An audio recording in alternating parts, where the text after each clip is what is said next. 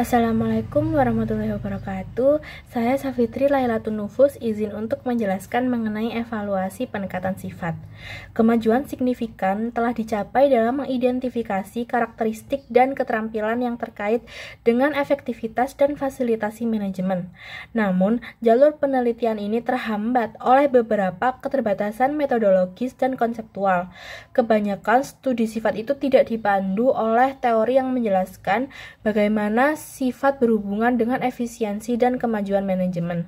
Beberapa studi sifat itu juga mencakup proses perantara untuk menjelaskan mengapa sifat dan keterampilan kepemimpinan relevan dalam memprediksi efektivitas pekerjaan saat ini dan kesuksesan karir. Ada keterbatasan lain dari pendekatan sifat ini, yaitu dia itu tidak bisa fokus pada banyak studi kepemimpinan kontekstual, seperti halnya studi perilaku, relevansi berbagai sifat dan kemampuan, sebagian bergantung pada sifat posisi kepemimpinan, jenis tantangan yang dihadapi pemimpin, dan kriteria yang digunakan untuk menilai efektivitas. Kebanyakan studi sifat tentang hubungan antara sifat dan keterampilan ini untuk tes kepemimpinan yang efektif hanya hubungan linear sederhana. Namun, rasio sering melengkung dan sejumlah fungsi menengah itu biasanya lebih baik daripada maksimum. Itu terdapat di teori Le et al. 2010 dan lain-lain.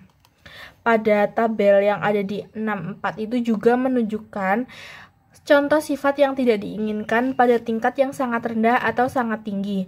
Jika hubungan adalah kurva, studi hanya melihat hubungan linear akan menghasilkan hasil yang salah dan dampak praktis pada pemimpin mungkin tidak benar.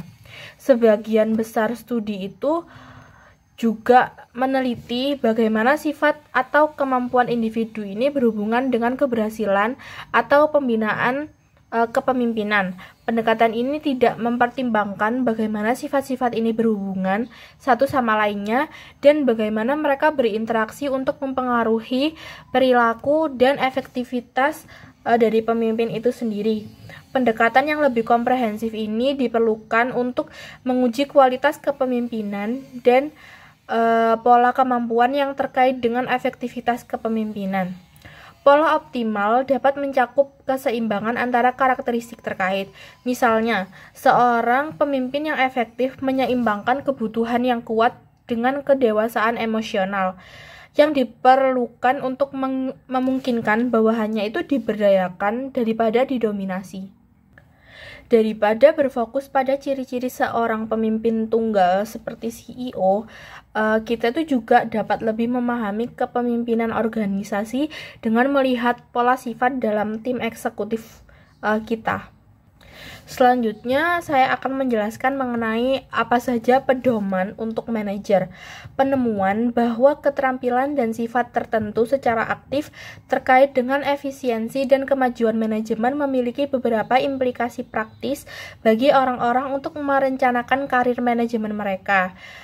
Pedoman yang akan saya jelaskan nanti itu didasarkan pada penelitian teori dan penelitian profesional tentang sifat dan kemampuan. Yang pertama, terdapat poin ketahui kekuatan dan kelemahan Anda. Penting bagi para pemimpin untuk memahami apa saja yang diperlukan untuk kesuksesan dalam posisi mereka saat ini dan seberapa baik sih mereka dapat melakukan apa yang dibutuhkan kualitas dan keterampilan mereka. Memahami kekuatan kita itu membuat kita lebih mudah untuk dimanfaatkan dan membuat semua pekerjaan itu menjadi lebih efektif. Memahami kelemahan itu juga membuat kita tahu apa saja yang harus diperbaiki dan bagaimana untuk memperbaikinya. Manfaatkan kesempatan untuk mendapatkan umpan balik yang sistematis tentang kekuatan dan kelemahan pusat evaluasi dan program umpan balik dari berbagai sumber. Di poin yang kedua, ada mempertahankan tingkat kesadaran diri yang tinggi. Kesadaran diri ini mencakup pemahaman yang baik tentang kebutuhan, perasaan, kemampuan, dan perilaku.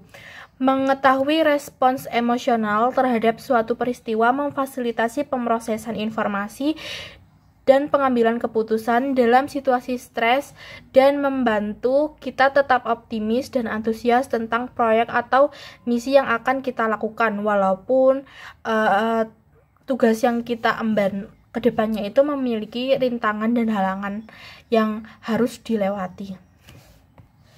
Di poin selanjutnya, ada mengidentifikasi dan mengembangkan keterampilan yang terkait dengan posisi kepemimpinan di masa depan. Manajer yang efektif itu lebih fokus pada pembelajaran berkelanjutan dan pengembangan diri. Pelajari kualitas dan keterampilan apa yang dapat membantu kita dengan jenis peran dan posisi kepemimpinan yang kita butuhkan di masa kini maupun di masa depan.